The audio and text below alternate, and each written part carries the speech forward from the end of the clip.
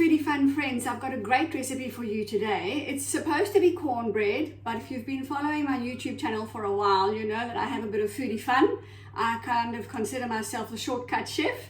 So I'm not using cornmeal as you're supposed to use. I have Googled, and Google did assure me that I can use corn flour instead of cornmeal. The only difference is the color, obviously, and also it will be less crumbly. So the other difference that I'm doing is I'm not making cornbread, I'm actually making corn muffins.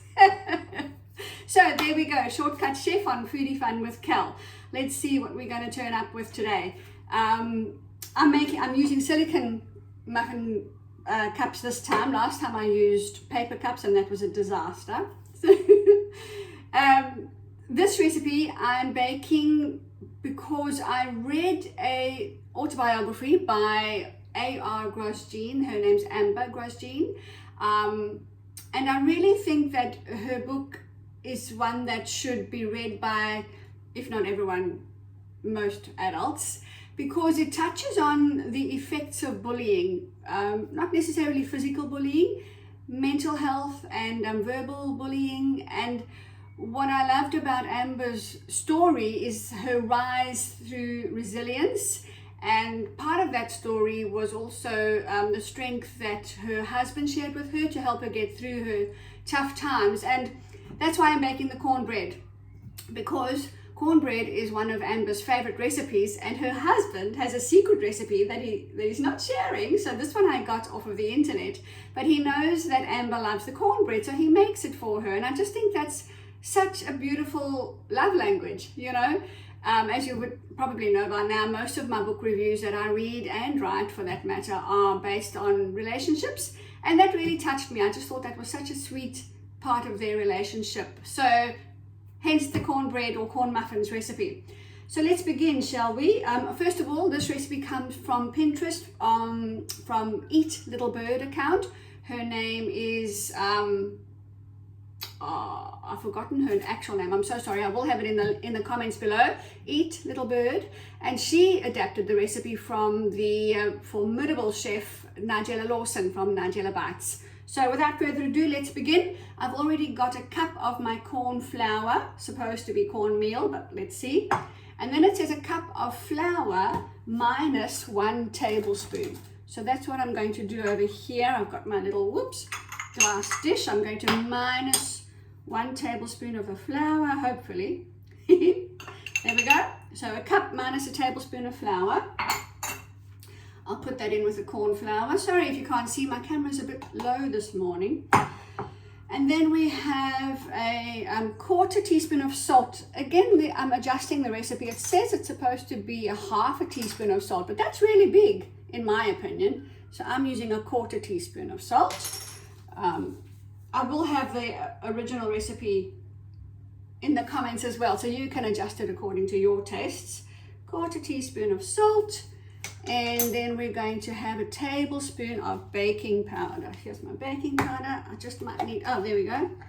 What did we say? 1 tablespoon of baking powder into the dry mix. Oh, it needs to be a tablespoon. There we go. I know what I've forgotten in the fridge. You know me, there's nothing professional about my cooking videos. I have forgotten 1 egg in the fridge. So I'll have to whisk that up in a minute. All right, there we go. A tablespoon of baking powder. Okay, and then 4 tablespoons of caster sugar. Caster sugar over here. The muffins that I'm going to be baking only bake for 12 to 15 minutes, whereas the cornbread would bake for 20 to 25 minutes. So at 200 degrees Celsius. I'm not sure what that is in Fahrenheit. So 4 tablespoons of caster sugar. And then I'm just going to get the egg because that needs to be whisked separately. 1 second. You can see my grandchildren have been playing farmyards over here. There's my egg. And you know the other thing I've forgotten, I'm supposed to be melting 3 tablespoons of butter and letting it cool a little bit. So I apologize to everyone who wants their recipes done to perfection. That's not me. We do things the fun way here, foodie fun. and Shortcut Chef, that's me. So 3 tablespoons. I'll just quickly pop that in the microwave. Behind me over here, 1 second. You can just admire the setting. Just over here. Hopefully it doesn't splatter all over my microwave. And the egg, I need to whisk the egg, which I'm going to use my 1 cup measure with So then we're going to stir up the dry ingredients, add the wet ingredients, and then we will mix them all together. Whoop! I heard the butter burst, did you? That means I have a nice messy microwave to clean after we finished up. There we go, my eggs just kind of whisked. Right. Let's get the butter. 1 second. Beautiful. Actually didn't mess too much.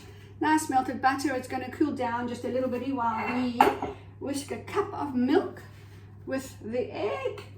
I'm using almond milk just because I actually like the flavor. I'm pretty sure you can use any milk you like. It didn't specify. I think I'm going to need another bowl because now I've used my 1 cup measure for the egg. Very organized this morning, everybody. I hope you're just as organized as I am.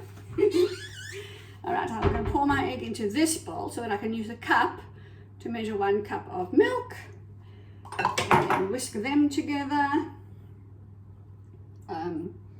Yeah, like I said, we'll soon find out if you can use almond milk or not. The recipe didn't specify, so yeah, that's what I'm going with. And I do actually have the whisk here now. I can whisk the egg and the milk properly. And then the final step will be to add the melted butter. My only concern is that I used a glass bowl so that you could see the ingredients going in, but obviously I can't pour that into the baking cups, so we'll see how that goes.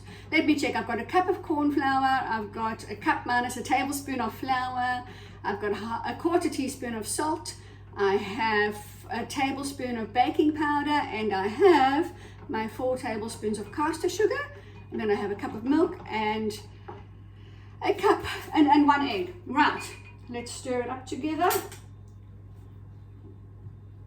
It's essentially a very easy recipe. I think I just am trying to rush a little bit because I think I've mentioned to you before on my YouTube channel I only have 10 minutes to make these recipes, so I've got to make sure everything is ready to go. And my egg and butter and milk weren't quite ready to go, were they? It's all right. We'll get it all sorted. So it's starting out a little bit lumpy, but whisks are truly magical. They get rid of any and all lumps, which is great for a shortcut chef like me because I certainly don't have any professional skills in baking. And I did read the batter is supposed to be a little bit runny. Perhaps that'll help with the pouring in. Maybe I'll use a soup ladle to pour the batter into the patty pans. Well, of course I don't have a soup ladle on hand. Why would I? Because I'm not a professional chef.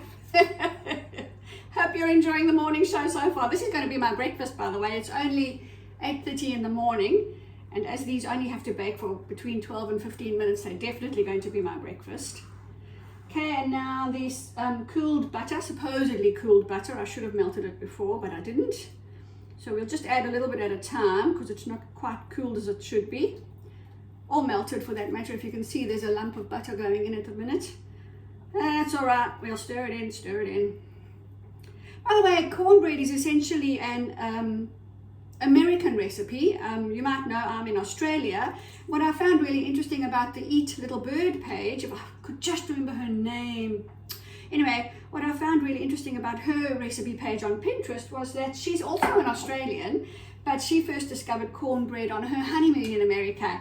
And she had the muffins with honey and butter on while they were still warm. So that's why I decided to go with the muffins, because that was her first experience with cornbread.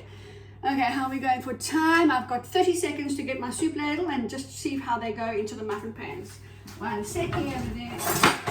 Right, my soup ladle, wipe the edge and in. Yeah, that works perfectly. So that's what I'm going to do. I'm going to fill my 12 muffin pans with the batter and a soup ladle, and I will reveal the recipe's success or not success after 12 to 15 minutes. Thanks for joining me. Bye for now.